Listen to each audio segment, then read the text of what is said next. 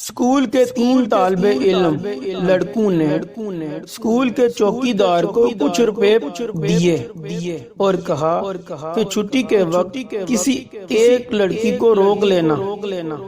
لالچی چوکیدار نے پیسے لیے اور جو ہی چھٹی ہوئی تو اس نے ایک لڑکی کو گیٹ کے پاس ہی بٹھا دیا۔ باہر جب اس لڑکی کا والد اسے لینے آیا تو چوکیدار نے کہہ دیا کہ آپ کی بچی تو جا چکی ہے۔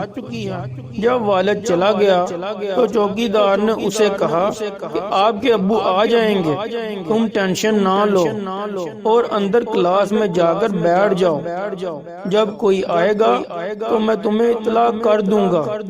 لڑکی پریشانی کے عالم میں کلاس میں جا کر انتظار کرنے لگی تو چپکے سے چوکیدار نے کمرے کا دروازہ لاک کر دیا۔ پھر وہ حوث کے پجاری تینوں لڑکے آ گئے۔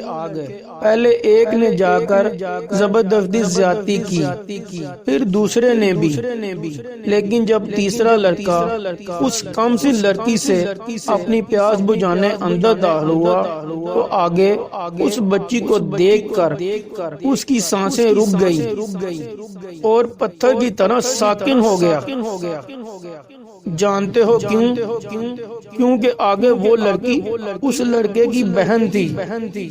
لوگوں کی بہن بیٹیوں کو داغدار کرنے والوں سنو، ایک نہ ایک دن تمہاری بہن بیٹیوں کے ساتھ بھی ویسا ہی ہوگا، کیونکہ یہ قرض ہے جو چکانا ہی پڑتا ہے، اور اس قرض سے باہر نکلو اور اللہ سے توبہ کرو۔ اللہ ہمیں اس گناہ سے بچائے، آمین۔